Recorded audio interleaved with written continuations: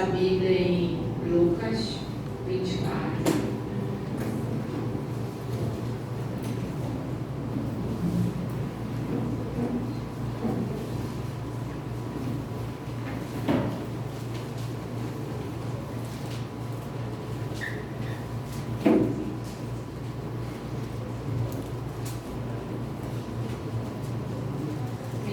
Versículo 13, a gente vai ler até o 35. Então, diga para o irmão que está do seu lado, preste atenção. Não se distraia, que Deus vai falar com você, amém? O tema dessa meditação...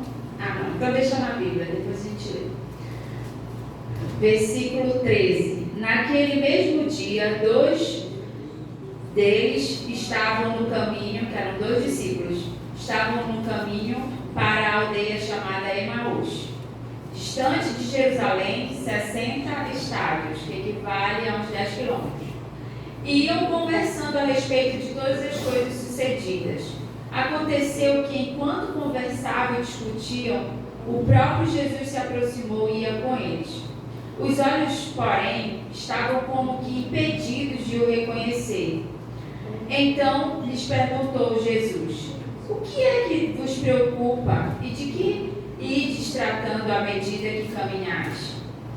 Eles pararam, fale comigo, pararam, entristecidos. Um, porém, chamado Cleopas, respondeu dizendo: és o único, porventura, que tendo estado em Jerusalém, ignora as ocorrências dos últimos dias? Ele lhes perguntou: quais? E ele ia explicar o que aconteceu a Jesus, o Nazareno, que era varão, profeta, poderoso em obras e palavras, diante de Deus e de todo o povo. E como os principais sacerdotes as autoridades e as nossas autoridades o entregaram para ser condenado à morte e o crucificaram. Ora, nós esperávamos, repita comigo, esperávamos que fosse ele quem havia de redimir Israel. Mas depois de tudo isto, é já o 3º dia desde que essas coisas se sucederam. É verdade também que algumas mulheres das que conosco estavam, nos surpreenderam, tendo ido de madrugada ao túmulo e não achando o corpo de Jesus, voltaram, dizendo terem tido uma visão de anjos, os quais afirmavam que ele vive.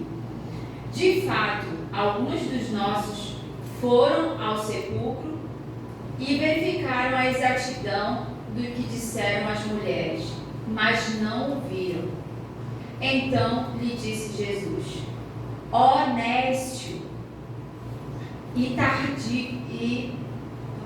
tardos de coração para crer tudo o que os profetas disseram.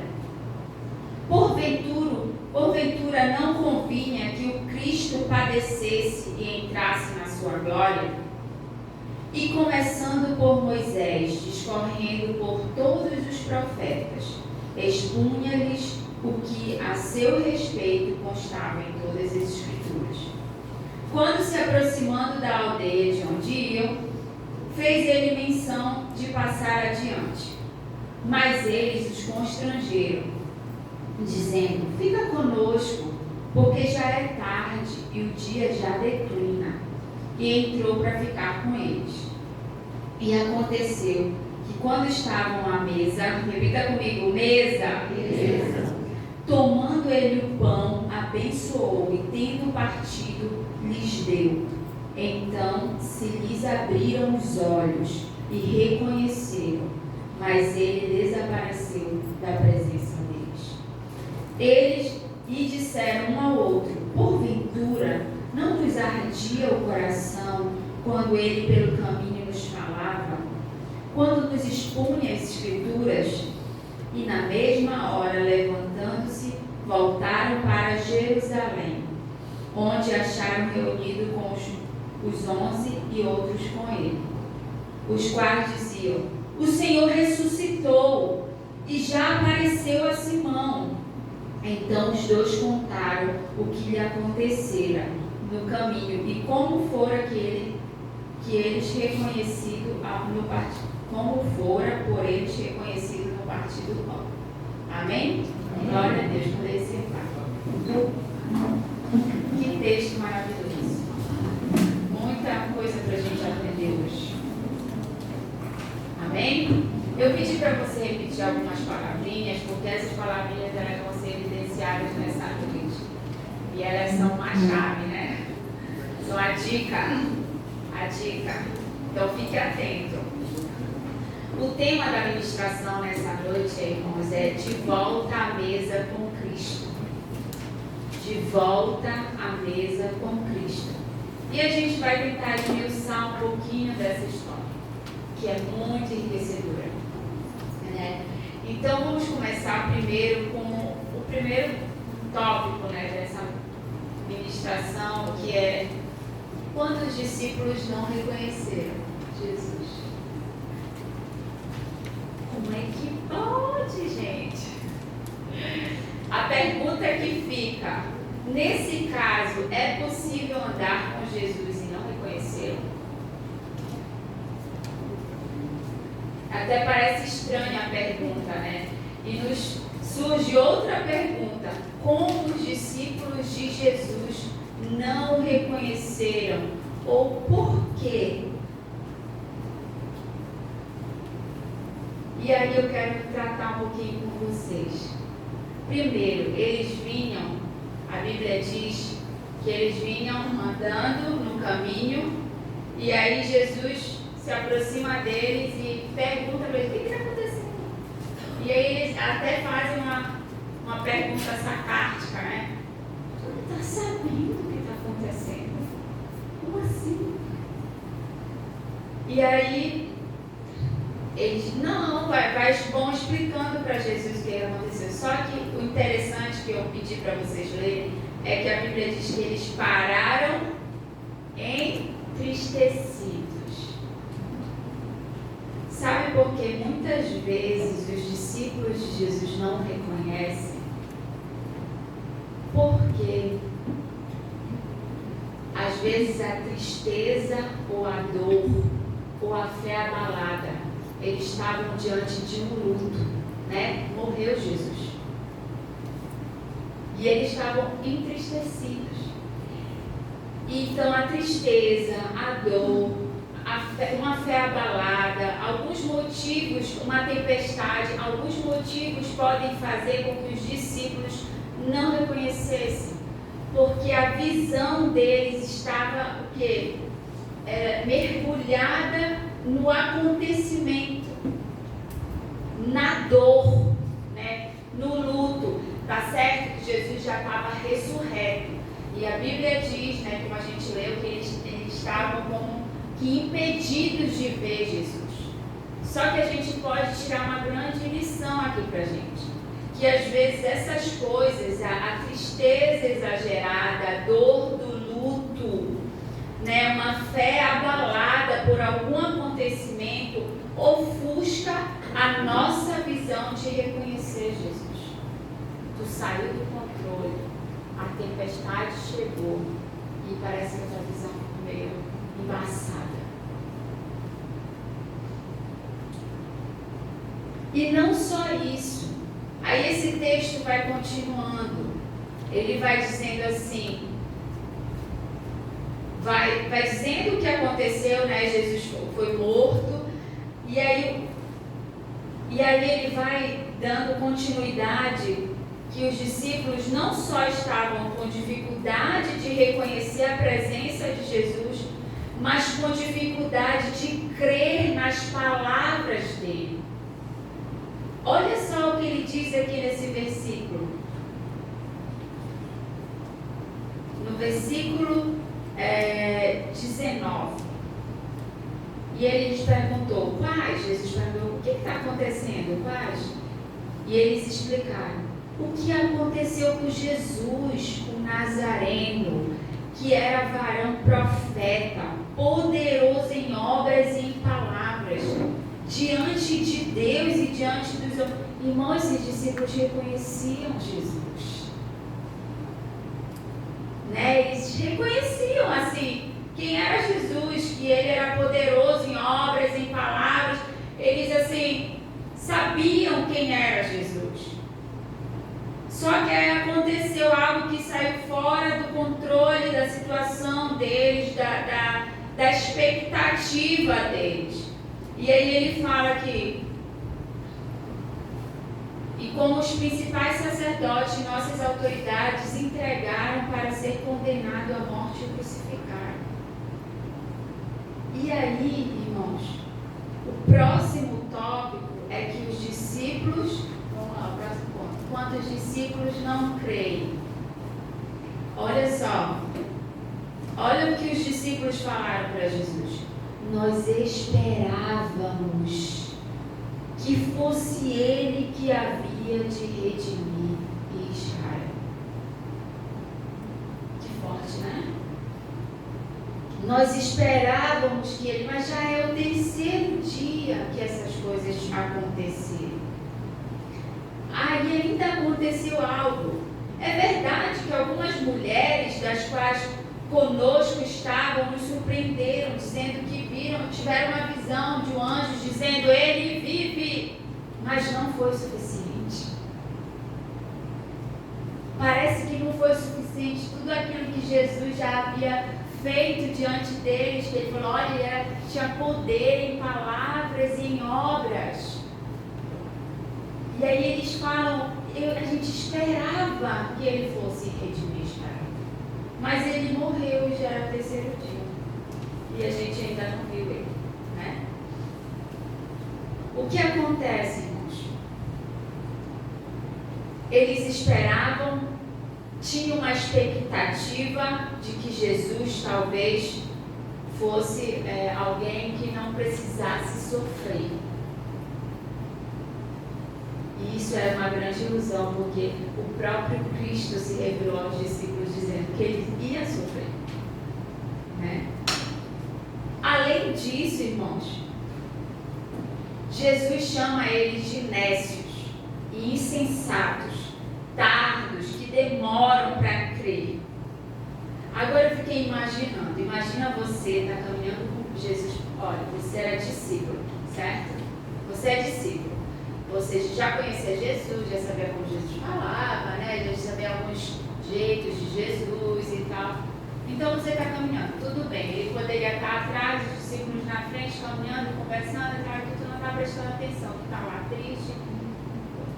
Mas, irmãos, a Bíblia diz aqui que Jesus chamou a atenção deles e deu uma aula para eles. Aí agora eu vou perguntar: pastor Arão, quanto tempo o senhor leva para reconhecer a pastora Luciana falando? Imagina! É rápido, porque convive, conhece. Quem conhece não demora para identificar quem é a pessoa. Agora tu imagina diante de uma aula, porque Jesus pega, o que ele faz? Jesus dá uma aula para eles, desde Moisés até os profetas, tudo o que havia de acontecer com ele. Irmãos, então Jesus não falou muito rápido, não. Não foi uma coisa assim, bem rapidinha, que tu não pudesse assim identificar. Olha, esse aqui deve ser Jesus. Desse jeito de falar, com essa maneira, deve ser Jesus. Só que qual é a dificuldade de reconhecer Jesus, né, diante de uma aula, né, uma aula fenomenal que Jesus deu? Olha, Jesus chama eles de insensatos. Jesus deu uma aula explicando o que ia acontecer. Deve ter sido uma aula espetacular, e ainda assim eles não me conheceram. Eu acredito que esse tempo seria suficiente como discípulo de Jesus para reconhecer. Olha, quem está falando com a gente é o Mestre. Na minha interpretação, né, na minha humanidade. Porque um discípulo de Jesus anda com ele, conhece, sabe quem ele é. Então vamos lá. Ainda assim eles não reconheceram. Então, e algo interessante, irmãos, que eles não reconheceram Jesus mediante toda essa aula e não reconheceram o que eles estavam sentindo, né? Porque no final o que eles disseram? Que quando Jesus estava explicando, o coração deles veio a você ardia. Nossa! Mais ensinamento aí pra gente.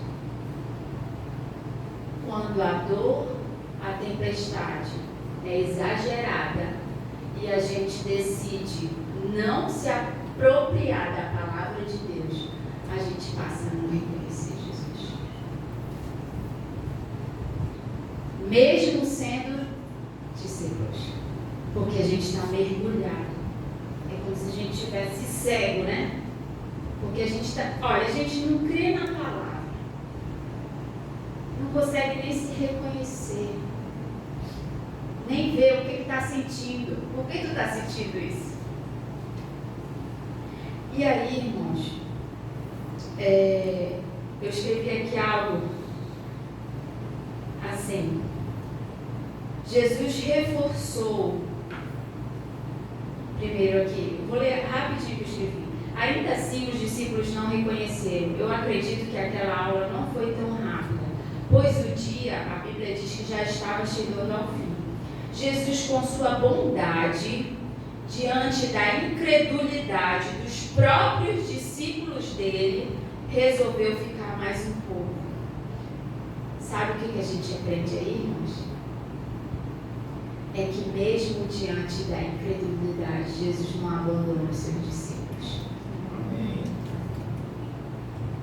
Mesmo diante da fraqueza dele, Jesus não abandonou os seus discípulos. E a Bíblia diz que Jesus ficou constrangido porque eles insistiram, fica conosco, porque já é tarde. E aí o que eu aprendo? Fica aqui um adendo. Como é importante ler as Escrituras e acreditar nela. Jesus reforçou isso com a chamada de atenção deles e com a sua aula. Um discípulo verdadeiro de Jesus acredita nas palavras de Jesus e nas suas Escrituras. Jesus reforçou aqueles discípulos. Gente, tudo aquilo que era para acontecer, aconteceu. Por que vocês estão aí tristes? Por que vocês saíram de Jerusalém? Vocês estão indo embora. Como se, olha, tão triste, tchau. Acabou aqui a história. Parece que é o fim. Diante da morte de Jesus, né? E aí, apesar de tudo isso, os discípulos não reconheceram. Isso é muito estranho e parece difícil de acreditar. Mas a gente vai entender isso lá no final. O próximo ponto, irmãos, e aí está o grande segredo, né? É o terceiro. Quando os discípulos voltam à mesa. Esse é o nosso lugar. Você e eu precisamos voltar à mesa com Cristo. Jesus ficou com eles e quando eles estavam na mesa, pegou o pão, abençoou e depois partiu e deu a eles. Então os olhos deles se abriram e eles reconheceram Jesus. Finalmente, irmão, dá uma glória a Deus. Glória a Deus. Os discípulos reconheceram Jesus. Glória a Deus. É na mesa, irmãos, é na intimidade, é na presença de Jesus que os nossos olhos são abertos. É na presença de Jesus que a gente passa a reconhecer e é na presença que é na mesa que é onde ele se revela. Porque Jesus poderia ter se revelado a eles antes, mas ele quis ensinar aqueles discípulos. É na mesa, irmãos, que passamos também a reconhecer o que sentimos. Quando Jesus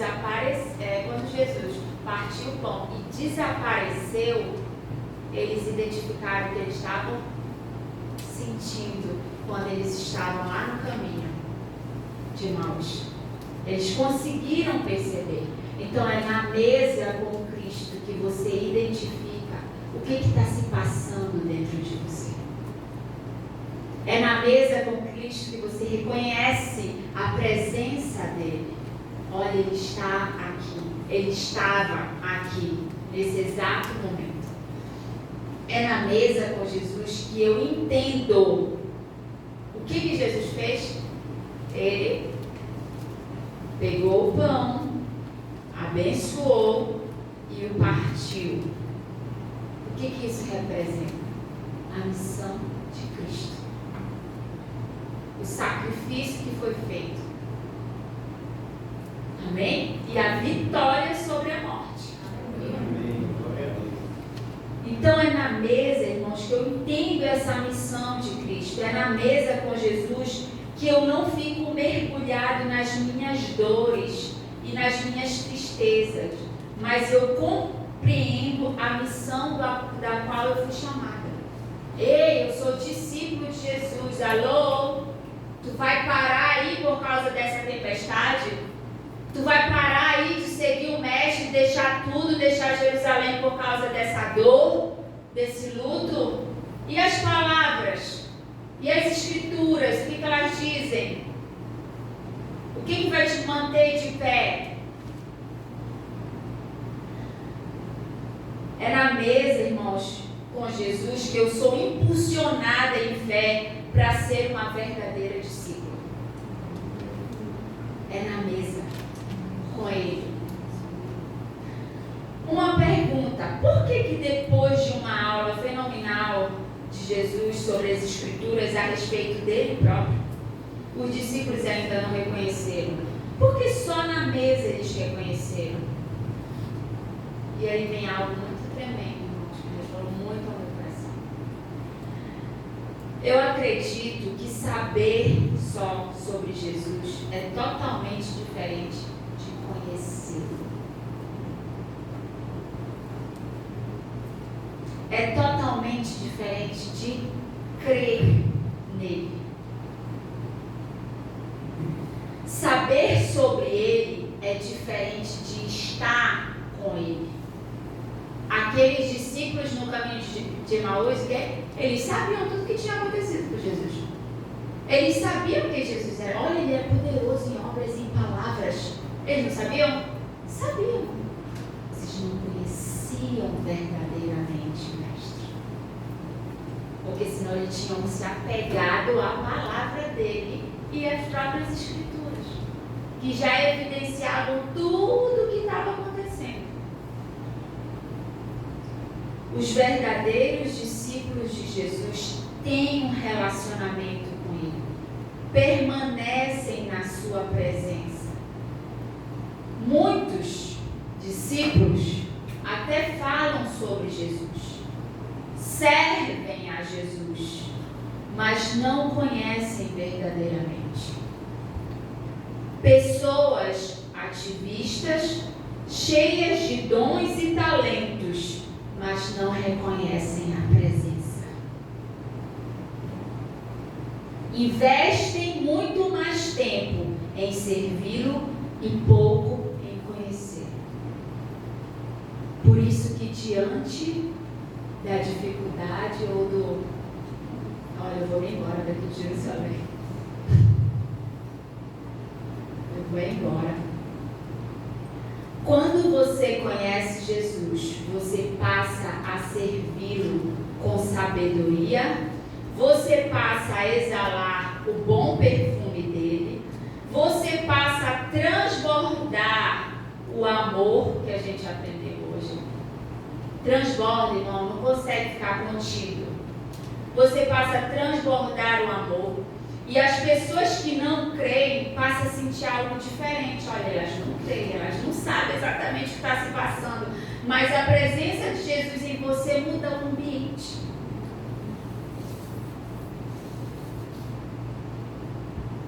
E você não serve mais naquele automático.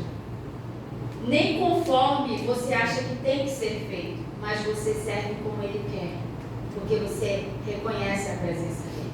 Ele passa a dirigir a sua vida. Olha, meu filho, é desse jeito. Você passa a ser dirigido por Ele. O interessante, irmãos, é que a mesa ela é muito importante para a nossa vida. E eu fiquei pensando nisso. Por quê? Porque às vezes, muitas vezes, nós sabotamos muito ou negociamos a presença de Deus por outras coisas. A gente abre mão muito fácil, muito rápido. Por muitas coisas, por diversas coisas, pela rotina, porque você não está vendo Jesus na sua visão assim, mas você tem que crer, acreditar na palavra. E quando você entende isso, irmãos, você serve com uma autoridade dada por Jesus impressionante. Por isso que Paulo, quando ele foi transformado, ele, irmãos, não era que ele era o cara melhor, bonzão, não, era o Espírito Santo e ele obedecia aquilo que Deus mandava ele fazer. E Jesus revelou um monte de coisa para ele e ele impactou um monte de gente, até hoje impacta a nossa vida. Mas por quê? Por causa da presença, irmãos. Porque ele estava sentado na mesa. Porque ele estava com Jesus. Não era porque ele fazia muitas coisas só. Entendeu? E aí eu quero, antes de ir para o último ponto, eu quero dar alguns exemplos aqui. Por exemplo, Marta e Maria. Marta, assim, estava recebendo uma visita ilustre, que era Jesus. E aí o que acontece? Ela quer servir Jesus da melhor forma possível. É errado? Não é errado. Ela estava querendo dar o seu melhor para ele. Só que ela não entendeu que a riqueza não era o serviço, era a presença dele. E aí Maria diz: o que? Jesus está aqui, eu vou parar de fazer tudo, eu vou ficar aos pés dele. Deixa tudo como está. A presença tem mais valor. Eu paro tudo e eu vou ficar com ele. Você conseguiu entender? Outra coisa, irmãos. Esse é um exemplo. E aí Jesus, o que Jesus fala para Maria? Para Marta, uma coisa te basta. E Maria escolheu a melhor parte.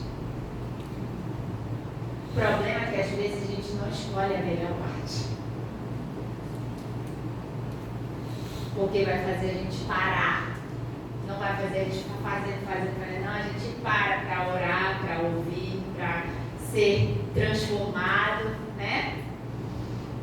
Tem um outro exemplo também que o pastor até trouxe final de semana passado, do jovem rico. Se você for ler essa história é muito interessante, porque ele pergunta como é que faz para ganhar a vida eterna. É um cara muito rico, demais, que eu não tenho nem noção de quanto ele era rico. E aí, o que acontece? Jesus fala para ele: guarda os mandamentos. Só que quando você vai ler, Jesus só fala os mandamentos relacionados ao próximo. Jesus não falou o primeiro mandamento, que é amar a Deus de todo o coração, de toda a alma, de todo o entendimento. Aí eu fiquei perguntando: por que, Jesus? Fiquei me perguntando: mas por que? Esse é o primeiro, né? Só que aí que eu achei estranho, porque aí que eu entendi como Deus trata conosco. O que ele fala para o jovem rico? Vai e vende tudo que tu tem e dá aos pobres. O que Jesus estava revelando? E ele sai triste, né? O que Jesus estava revelando para ele? Que o dono do coração dele eram as riquezas e não o Senhor. Que a riqueza dele, tanto é que ele fala: vai, vende tudo e me segue. Volta e me segue. Então as riquezas eram o dono do coração dele. E aí no final, é interessante esse texto, muito riquíssimo. No final, o que acontece? Os discípulos ficam assim: meu Deus, mestre, então, a gente deixou tudo para te seguir. O que será de nós? Pedro fala assim: o que será de nós, mestre? Aí Jesus responde a pergunta que o jovem rico não ficou para ouvir totalmente, porque ele saiu triste. Jesus fala assim: vocês tendo deixado mãe, pai, casa, não sei o que, vocês vão receber 100 vezes mais e vocês vão ganhar a vida eterna. Sabe por quê? Porque, irmãos, casa não é o dono mais do coração de vocês, sou eu. É a minha presença. Vocês deixaram tudo, vocês largaram tudo e vocês têm a maior riqueza. Sou eu a maior riqueza. Amém? Glória a Deus, irmãos. Vocês estão conseguindo entender? Então, a presença de Jesus, também o pastor leu o texto de Colossenses, diz assim que é uma gloriosa riqueza que habita dentro de você. Enquanto você não desfrutar dessa gloriosa riqueza, irmãos, não faz sentido viver servindo Ele sem conhecer. Amém? E aí vamos para o próximo ponto. Eu tenho tempo, graças a Deus. Próximo ponto. Não, antes do próximo ponto, rapidinho. Eu queria ler. Você pode colocar aí, irmão, Mateus 7, 22 a 23?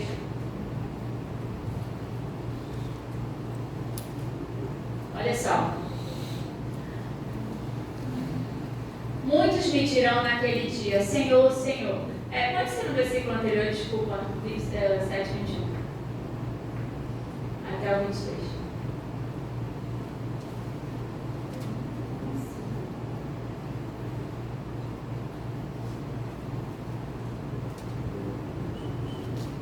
Versículo 21 só, anterior. Para a gente entender. Vamos lá. Nem todo, olha só, irmãos, nem todo aquele que me diz Senhor, Senhor, entrará no reino dos céus, mas apenas aqueles que fazem a vontade do meu Pai, que está nos céus. Próximo. Muitos me dirão naquele dia: Senhor, Senhor, não profetizamos em teu nome? Em teu nome não expulsamos demônio? Não realizamos muitos milagres?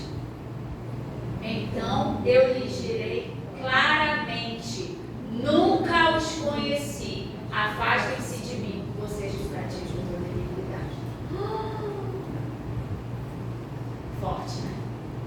Muito forte. Então, irmãos, conhecer a Deus tem que ser o anseio mais forte do nosso coração. E os dons vão acontecer. Porque são as pessoas que têm o poder, não é no nome de Jesus. É o nome dele que tem poder. Aí me diz se faz sentido viver a vida inteira experimentando os dons de Deus e não conhecer.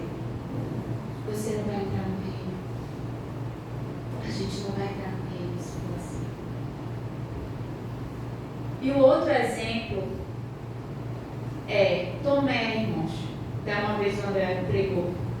Irmãos, Tomé estava na última ceia. Tomé viu tudo acontecer. E ele não creu. Ele precisou tocar lá para ele crer.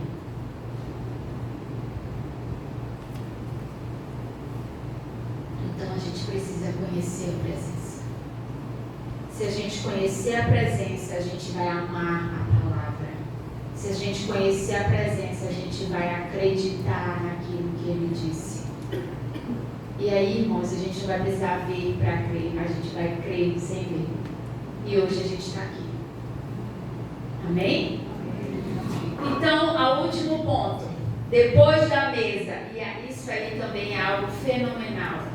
A mesa é maravilhosa, você conhece o Pai. Mas depois da mesa também é algo maravilhoso. O que acontece depois da mesa, quando os discípulos que acontece depois que eles têm aquele contato com Jesus, porque foi tão rápido. Imagina, Jesus fez aquilo, tchau. Parece que deu uma sacudida nos discípulos. Ei, eu estou vivo! Depois da mesa, irmãos, os discípulos de Jesus, eles passam a crer fervorosamente. Os discípulos de Jesus voltam cheios de fé para Jerusalém com grande convicção. Olha só, já era o quê? Tarde. Jesus estava lá. E eles estavam numa distância de 10 quilômetros. Então imagina, irmão, veio uma fé do alto, eu vou voltar para Jerusalém. Com tudo. A Bíblia diz, imediatamente eles voltaram. Parece que teve um combustível assim, bum.